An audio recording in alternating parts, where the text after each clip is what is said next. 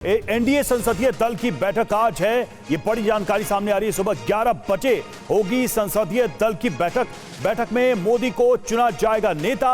Central hall में होगी संसदीय दल की बैठक। ये बड़ी जानकारी एनडीए की संसदीय दल की बैठक को लेकर। और अगली बड़ी खबर, मोदी के शपथ ग्रहण के लिए आमंत्रण। सेंट्रल विस्टा में काम कर रहे मजदूरों को न्योता मिला है। वंदे भारत मेट्रो कर्मियों को भी निमंत्रण दिया गया है। ट्रांसजेंडर स्वच्छता कार्यकर्ताओं को भी बुलाया गया है। केंद्रीय योजनाओं के लाभार्थी भी आमंत्रित हैं। विकसित भारत के एम्बेसडर्स को भी न्योता।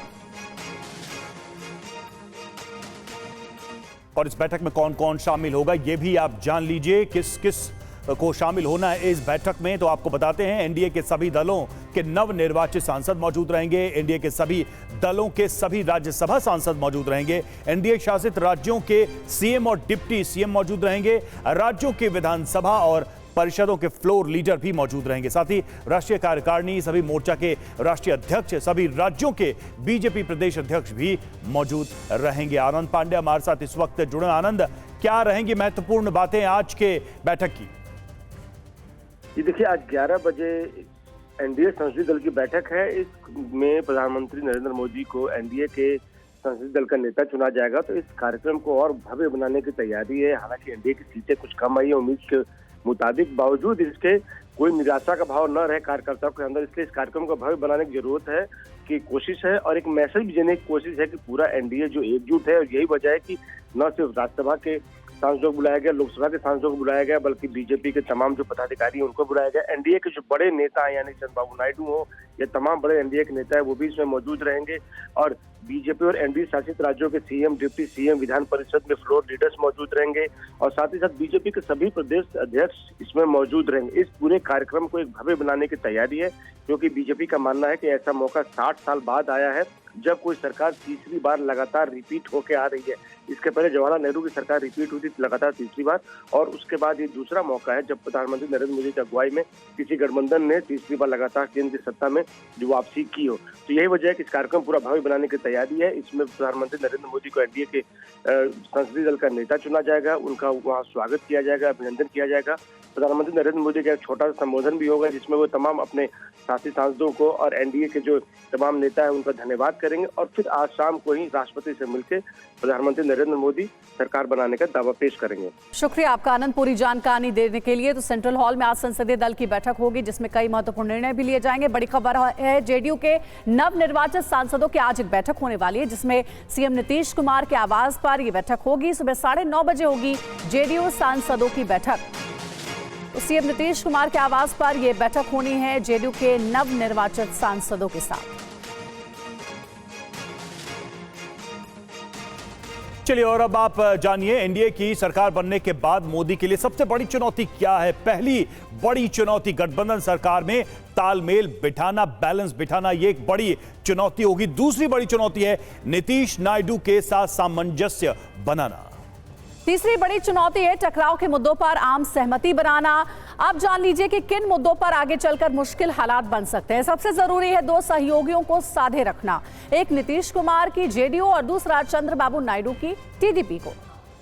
वन नेशन वन इलेक्शन के पक्ष में नीतीश तो हैं, लेकिन चंद्रबाबू नायडू नहीं है, तो ये एक मुद्दा बड़ा हो सकता है। यूनिफॉर्म सिविल कोड पर नीतीश आम सहमति की बात करते हैं, जबकि चंद्रबाबू नायडू इसका विरोध करते हैं। जी हां, और अग्निवीर योजना की बात करें तो अग्निवीर योजना पर नीतीश पुनर्विचार चाहते हैं, तो नायडू ने अभी तक अपना रुख स्पष्ट नहीं किया है। महिला आरक्षण के लिए फिर परिसीमन करना होगा, इस पर नीतीश का तो रुख साफ नहीं है, लेकिन टीडीपी इसके विरोध में है। वहीं नीतीश जातीय जनगणना जल्द से जल्द चाहते हैं, मगर अभी इस मुद्दे पर टीडीपी का पक्ष स्पष्ट नहीं है।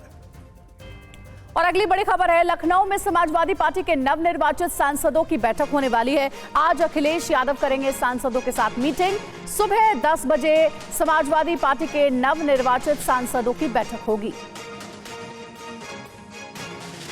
और अब बात शेयर बाजार में हुए नुकसान के सियासी एजेंडे की। जी हां, राहुल गांधी का बीजेपी पर बड़ा आरोप है। स्टॉक बाजार में सबसे बड़ा घोटाला हुआ, निवेशकों के 30 लाख करोड़ रुपए डूबे, ये राहुल गांधी का आरोप है। जांच के लिए जेपीसी गठित की जाए। हार की हताशा से नहीं उभरे राहुल, ये कहना है पीयूष गोयल का।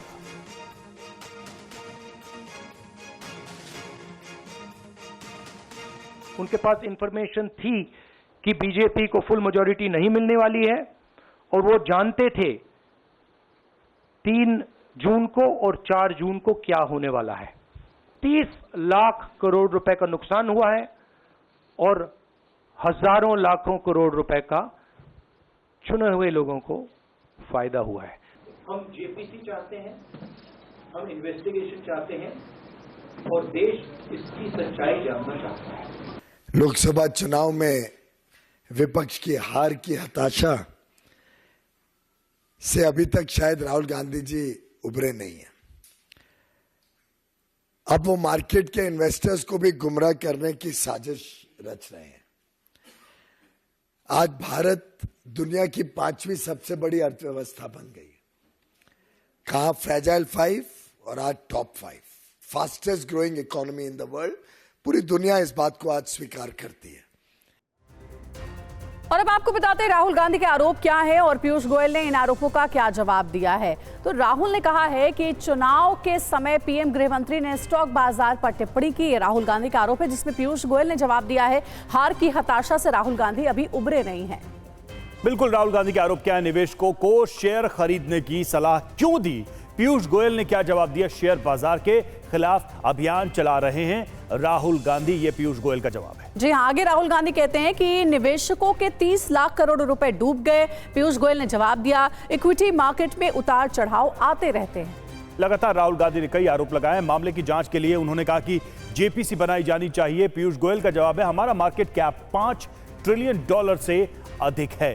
ये जवाब पीयूष गोयल का। राहुल गांधी ने ऐसे कई आरोप लगाए हैं। पीएम गृह मंत्री की भूमिका की जांच करने की बात कही है। पीयूष गोयल ने जवाब दिया पिछले हफ्ते का लाभ घरेलू निवेशकों को मिला है। साथ ही एग्जिट पोल करने वालों की भूमिका जांची जाए, ये राहुल गांधी चाहते हैं। पीयूष गोयल ने इस पर जवाब दिया कि पिछले हफ्ते का लाभ घरेलू निवेशकों को मिला है।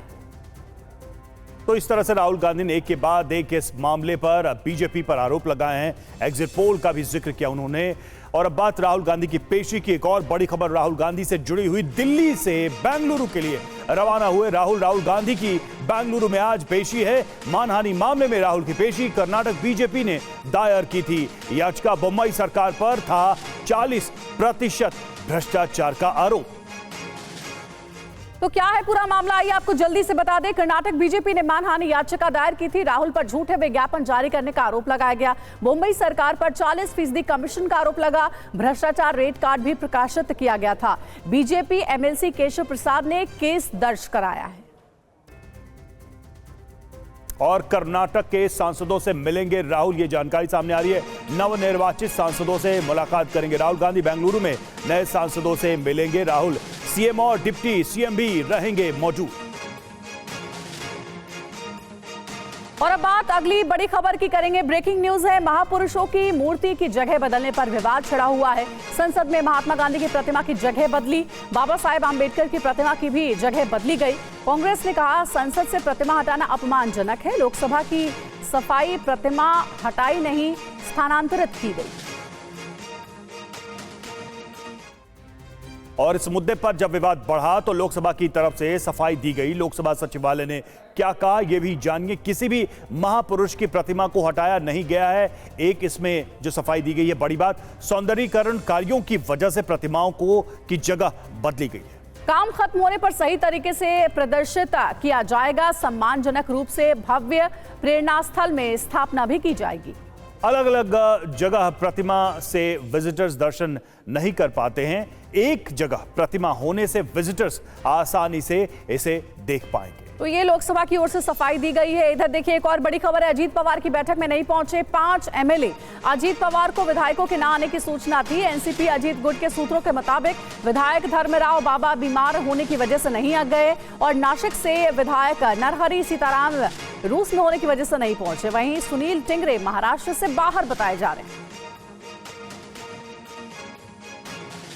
और बात कंगना थप्पड़ कांड की। जी हां, कंगना थप्पड़ कांड मामले से जुड़ा बड़ा अपडेट है। आरोपी कांस्टेबल पर अब तक एफआईआर दर्ज नहीं की गई है। घटना का सीसीटीवी फुटेज खंगाल रही है पुलिस। सीआईएसएफ ने आरोपी कांस्टेबल को सस्पेंड किया। चंडीगढ़ एयरपोर्ट पर कंगना को थप्पड़ मारा।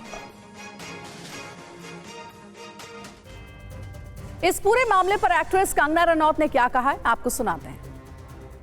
चंडीगढ़ एयरपोर्ट पे जो हादसा हुआ वो सिक्योरिटी चेक के साथ में हुआ। वहाँ पे मैं सिक्योरिटी चेक करके जैसे ही निकली तो दूसरे कैबिन में जो महिला थी, जो सुरक्षा कर्मचारी थी CISF की, उन्होंने उनके पास या उनको क्रॉस करने का इंतज़ार किया और साइड से आकर जो है मुझे मेरे फेस पे हिट किया और गालियाँ देने लगी। और जब मैंने उनको पूछा कि उन्होंने ऐसा क्यों किया तो उन्होंने कहा कि वो फार्मर्स प्रोटेस्ट को जो हैं वो सपोर्ट करती हैं।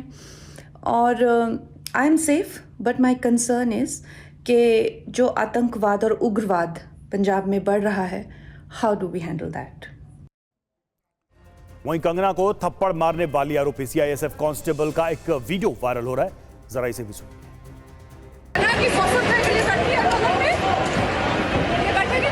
मेरी माँ बैठी थी उस टाइम जब इसने बयान दिया था कि मेरी माँ बैठी थी उस टाइम जब इसने बयान दिया था। तो देखिए, चंडीगढ़ एयरपोर्ट की ये घटना है जहां पर CISF की महिला सुरक्षाकर्मी ने कंगना रनौत को थप्पड़ जड़ दिया। इस पूरे मामले की अब जांच की जा रही है। एक और बड़ी खबर है संसद भवन की सुरक्षा से जुड़ी हुई। संसद भवन से पकड़े गए 3 संदिग्ध।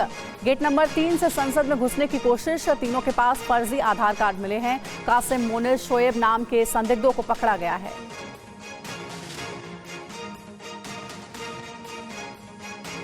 ज्यादा जानकारी के साथ हमारे सहयोगी विवेक शर्मा हमारे साथ जुड़ गए हैं, उनसे बात करते हैं। विवेक, इन तीनों के बारे में क्या जानकारी मिल पाई है? देखिए, बताया जा रहा है कि ये लोग जो है 4 जून को दोपहर तकरीबन 1:30 बजे के आसपास गेट नंबर 3 पर पहुंचे थे और खुद को मजदूर बता रहे थे।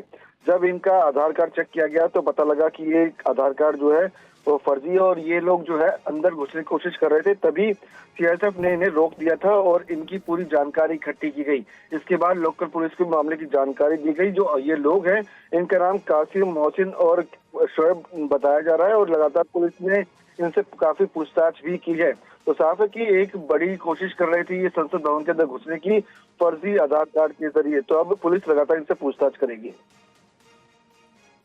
पुलिस इनसे पूछताछ कर रही है जैसा कि आपने बताया, लेकिन अब इस तरह की घटना कैसे संभव हो पाई जबकि लगातार अब संसद की सुरक्षा पहले से कहीं ज्यादा बढ़ाई गई, कई लेयर्स हैं, कई सिक्योरिटी हैं, गेट्स पर भी इस तरह से आसानी से मूवमेंट संभव नहीं है। देखिए, ये लोग संसद भवन के अंदर एंट्री नहीं किए थे। ये CISF ने सिक्योरिटी जो है वहां पर उन्होंने रोक लिया था इन्हें और इनके जो आधार कार्ड है वो चेक किए गए थे, वो फर्जी पाए गए थे, जिसके बाद पुलिस को जानकारी दी गई। यानी कि ये लोग कोशिश कर रहे थे, उसके बाद जब चेकिंग के दौरान ये पकड़े गए पुलिस को जानकारी दी गई। अब ये कैसे आए, आधार कार्ड कैसे बनवाया गया, इसकी जांच पुलिस कर रही है। बहुत बहुत शुक्रिया आपका इस अपडेट के लिए। नजर आप बनाए रखें, हम लौटेंगे आपके पास।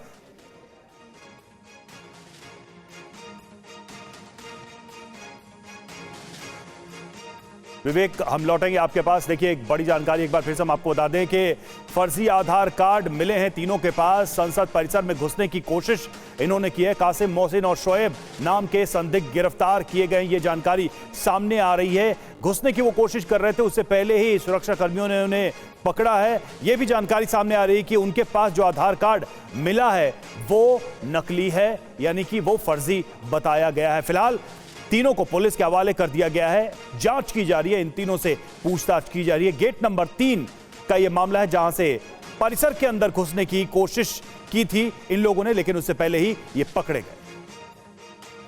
तो ये बड़ी खबर है, संसद भवन के बाहर 3 संदिग्ध पकड़े गए हैं। और विवेक, हमारे सहयोगी लगातार इस खबर पर नजर बनाए हुए, उनका एक बार फिर से रुख करेंगे। विवेक, अभी हाल में हमने देखा था एक घटना घटी थी संसद की सुरक्षा में सेन से जुड़ी हुई, जहां कुछ लोग संसद के भीतर घुस आए थे और उसके बाद कैसे वहां पर स्प्रे किया गया, वहां पर कई ऐसी आपत्तिजनक चीजें भी मिली जो कि सीधे सीधे संसद की सुरक्षा में सेंध लगाते हुए घटना थी। और अब एक बार फिर से इस तरीके की कोशिश की गई है। इन तीनों से क्या पूछताछ अभी तक हो पाई है, क्या बताया इन्होंने?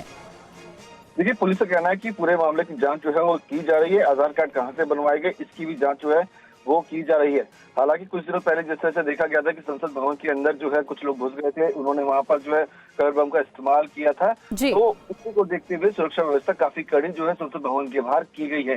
जब ये लोग 4 जून को दोपहर तकरीबन 1:30 बजे के आसपास संसद भवन में घुसने की कोशिश कर रहे थे, उसी दौरान चेकिंग के समय पर CISF के जवान ने इन्हें रोक लिया था और उसके बाद इनसे पूछताछ की गई।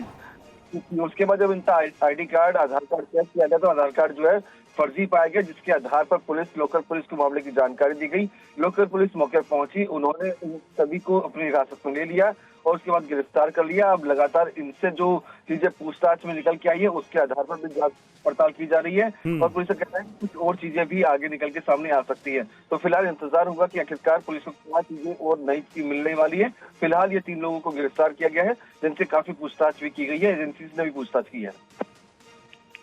बिल्कुल बिल्कुल विवेक, जिस तरह से फर्जी आधार कार्ड यहां पर लेकर आए हैं, कुछ ये अंदाजा लग पा रहा है कि क्या मोटिव हो सकता है, ये जानते हुए कि सुरक्षा किस तरह की होती है संसद की, ये फर्जी आधार कार्ड के साथ घुसने की कोशिश कर रहे थे। सीआईएसएफ के तहत ये पूरी की पूरी सुरक्षा है, तो क्या इस बात के इस इनकी मंशा के बारे में कहीं कोई अंदाजा लग पा रहा है कि क्या मकसद हो सकता है? पुलिस का कहना है कि सेंसिटिव मामला है, इसके लिए पूरी जानकारी कुछ देर बाद ही साझा की जाएगी। लेकिन सुरक्षा की अगर बात की जाए संसद भवन की, तो कई लेयर्स की सुरक्षा व्यवस्था रहती है और हर तरफ जो है सिक्योरिटी के। ठीक है विवेक, हमारे साथ आप बने रहिएगा। देखिए एक और बड़ी अपडेट आ रही है इसी खबर से जुड़ी हुई। लोकसभा नतीजों वाले दिन संदिग्ध गतिविधि देखने को मिली। चेकिंग पोस्ट पर तीनों को पकड़ा गया। पूछताछ के बाद आधार कार्ड फर्जी पाया गया है। तो देखिए बहुत बड़ी जानकारी है। जिस दिन लोकसभा चुनाव के नतीजे आने वाले थे उसी दिन संदिग्ध गतिविधि देखने को मिली। चेकिंग पोस्ट पर तीनों को फर्जी आधार कार्ड के साथ पकड़ा गया। पूछताछ के बाद आधार कार्ड फर्जी पाया गया है। तो बहुत बड़ी ये जानकारी मिल रही है। विवेक हमारे साथ जुड़े हुए। विवेक, जिस तरीके की ये खबर है कि जिस दिन लोकसभा चुनाव के नतीजे आने वाले थे उसी दिन ये संदिग्ध गतिविधि हुई है, क्या इनकी कोई बड़ी प्लानिंग थी? देखिए पूरे मामले की जांच अभी फिलहाल पुलिस कर रही है। पुलिस का कहना है कि हर एंगल से तफ्तीश की जा रही है। जो भी चीजें निकल के सामने आएगी उसके आधार पर कार्रवाई जो है वो की जाने वाली है। तो अभी क्या निकल के सामने आता है और क्या पूछताछ में निकल के सामने आए वो कुछ देर बाद। अच्छा चूंकि घटना पुरानी है, ये जब गिरफ्तारियां हुई, इनको पकड़ा गया, उसके बाद से कुछ सुरक्षा में परिवर्तन किया गया, कुछ चेंजेस आपने देखे क्या? देखिए बात की जाए तो लगातार संसद भवन के बाहर काफी सिक्योरिटी व्यवस्था जो है वो कड़ी रहती है। सीआईएसएफ के साथ साथ लोकल पुलिस के जवान भी वहां पर तैनात रहते हैं। जब ये गतिविधि हुई थी उसके बाद भी ज्यादा एक्टिव जो है पुलिस नजर आ रही है। हर जगह जो है पुलिस के पुख्ता बंदोबस्त रहती है। सीसीटीवी कैमरे की मदद से भी हर जगह निगरानी रखी जाती है। 360 डिग्री जो कैमरे लगे हुए हैं, नाइट विजन कैमरे हैं, जहाँ पर हर गतिविधि जो है बाकायदा रिकॉर्ड की जाती है। अगर विजय चौक की बात कर ले, संसद भवन के आसपास के इलाके की, वहाँ भी जो कैमरे हैं वो भी नाइट विजन कैमरे हैं, जो कि पूरे पुख्ता तरीके से। ठीक है विवेक, इंतजार रहेगा इस पूरे मामले में और क्या अपडेट आता। फिलहाल बहुत बहुत शुक्रिया।